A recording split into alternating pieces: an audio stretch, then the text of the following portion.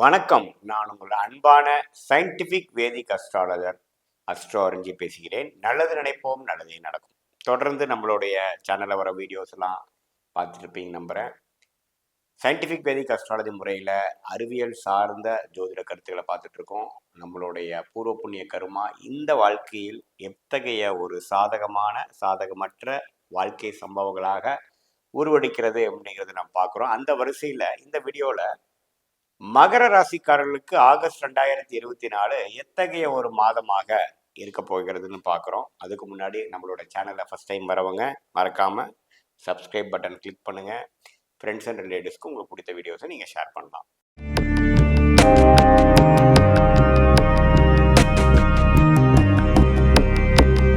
இப்போ பார்த்தீங்கன்னா ஆகஸ்ட் மாதம் 2024 மகர ராசிக்கு எத்தகைய ஒரு கிரக அமைப்பு இருக்குன்னு பார்க்கும் பொழுது, ஆண்டு கிரகமாகிய சனி 2ஆம் இடத்துல நீடித்திருந்து 7 நாள் சனியோட இறுதி பகுதியில் இருக்காருங்கிறது உங்களுக்கு தெரியும். அதே சமயத்தில் 5ஆம் இடத்துல குரு இருந்து ராசியவே பார்க்கறது ஒரு அருமையான விஷயம். 3ஆம் இடத்துல ராகு இருக்கார், 9ஆம் இடத்துல கேது நீடித்திருக்கிறார். எத்தகைய ஒரு மாற்றமும் ஆண்டு கிரக பயிற்சி ஆகஸ்ட் மாதம் கிடையாது. அதே மாதிரி மாத கிரகத்தோட பயிற்சி பார்க்கும் பொழுது சூரியன் பார்த்தீங்கன்னா ஆகஸ்ட் 17ஆம் தேதி 7ஆம் இடத்துலேருந்து 8ஆம் இடம் அஷ்டமத்தில் சூரியன் அஷ்டமாதிபதி வீட்டுக்கே அவரோட ஓன் வீட்டுக்கே போய் ஆட்சி பெறுகிறார். அந்த ஒரு அமைப்பு இருக்குது, நம்ம பார்க்கணும். அதே சமயத்தில் புதன் 8ல் மறைஞ்ச புதன் 7ஆம் இடத்துக்கும், செவ்வாய் பார்த்தீங்கன்னா 5ஆம் இடத்துல செவ்வாய் 6ஆம் இடத்துக்கும் மாத இறுதியில் மாறுறாங்க. அதே சமயத்தில் ராஜயோகாதிபதி சுக்கிரன் பார்த்தீங்கன்னா 8ல் மறைஞ்ச சுக்கிரன் 9ஆம் இடத்துல நீச்சமாக பெற்றாலும் குருவின் பார்வையை பெற்று நீச்சபங்கம் பெற்று கேதுவோட சேர்றார். இது எல்லாமே ஒரு நல்ல ஒரு மாற்றத்தை கொடுக்கக்கூடிய அமைப்பு தான். ஸோ முதல் ஹாஃபில் வந்து ஒரு ஃபஸ்ட்டு 15 டேஸ் 16 டேஸ் எந்த ஒரு மாற்றம் இல்லாமல் செகண்ட் ஹாஃபில் தான் வந்து கிரகங்கள் அதிகமாக மாறுகிறது. இதில் பார்த்தீங்கன்னா அந்த செவ்வாய் குருவோட சேர்ந்து 11ஆம் வீட்டை பார்க்கும்போது பார்த்தீங்கன்னா சில லாபங்கள் பெறக்கூடிய அமைப்பு இருக்குது. இது வரைக்கும் பண்ணக்கூடிய முதலீட்டில் லாபங்கள் பெறுகிறது, வீட்டில் ஒரு சுப விஷயங்கள் நடக்கிறதுங்கிற மாதிரி சில விஷயங்கள். ஏன்னா 11ஆம் வீட்டு அதிபதி லாபஸ்தானாதிபதி குருவோட சேர்ந்து 11ஆம் வீட்டையை பார்ப்பது பார்த்தீங்கன்னா ஒரு அருமையான ஒரு விஷயம்தான். ஸோ நமக்கு சில விஷயங்கள் இது வரைக்கும் இன்வெஸ்ட் பண்ணவங்க, தொழிலதிபர்கள், இன்வெஸ்டர்ஸ்லாம் பார்த்தீங்கன்னா இடத்துல கன்ஸ்ட்ரக்ஷனான ஒரு வீட்டில், ஒரு மெடிக்கல் விஷயத்தில், ஒரு கேட்டரிங் துறையில், இது மாதிரி ஒரு ஒரு ஒரு இண்டஸ்ட்ரியில் முதலீடு பண்ணவங்களுக்கு ஒரு நல்ல ஒரு ரிட்டர்ன்ஸ் கிடைக்கக்கூடிய ஒரு மாதமாக இருக்கக்கூடிய மாதமாக இருக்கிறது. அதே சமயத்தில் பார்த்தீங்கன்னா இந்த சூரியன் வந்து 8ஆம் இடத்துல போகிறது பார்த்தீங்கன்னா ஒரு எதிர்பாராத ஒரு பண வரவு, அன்ஏர்ன்டு இன்கம் என்று சொல்லப்படுகிறது, உயில் மூலமாக வருது, அரச லாபம், பென்ஷன், அது மாதிரி சில விஷயங்கள் வந்து நமக்கு கிடைக்கக்கூடிய அமைப்புகள் வரக்கூடிய அமைப்புகள் உண்டு.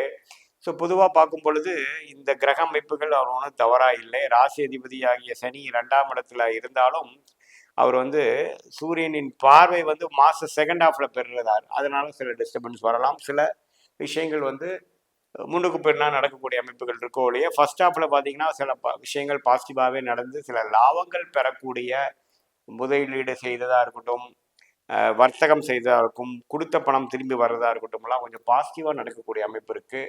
அதே சமயத்தில் 3ஆம் இடத்துல ராகு இருக்கிறது ஒன்றும் பெரிய ஒரு தவறுகள் இல்லை.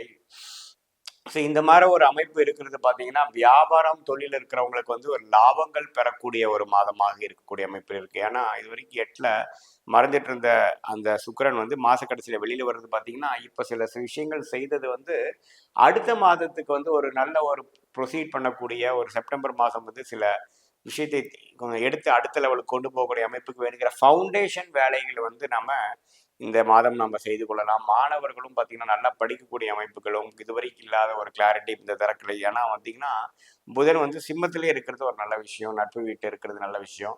ஸோ அது மாதிரி ஒரு அமைப்பு கிடைக்குதுங்க. அதே சமயத்தில் குரு 5ஆம் இடத்துல இருப்பது குழந்தைகள்னால ஒரு நற்செய்தி, நட்பெருமை. அதே சமயத்தில் 11ஆம் வீட்டை பார்ப்பதனால் குழந்தைகள்னால ஒரு நல்ல ஒரு ரெகக்னிஷன், நமக்கு ஒரு நல்ல பேர், ஒரு இடத்துல அவங்க வந்து நம்ம சேர்த்து நினைக்கக்கூடிய காலேஜில் போய் சேர்த்திட்டோங்கிற ஒரு மன நிறைவு, அவங்களுக்கு வேலை கிடைச்சிச்சுங்கிற விஷயங்கள், சுப விஷயங்கள், அதாவது கல்யாணம் நடக்கலையே அப்படின்னு நினைக்கிறவங்களுக்கு வந்து ஒரு நல்ல ஒரு குடும்பம் அமைச்சு ஒரு ஃபேமிலி, அதாவது மேரேஜ் டேட் நம்ம ஃபிக்ஸ் பண்ணுறது, ஒரு ஒரு வரனை அமைச்சு கொடுக்கறது, அது மாதிரி ஒரு பாசிட்டிவான சில விஷயங்கள்லாம் வந்து இந்த குரு செவ்வாய் சேர்ந்து மற்ற கிரகத்தோட சப்போர்ட்டிங் ஃபேக்டர்லாம் பார்த்து இருக்கிறது மகர ராசிக்கு ஒரு நல்ல பலனை கொடுக்கும்.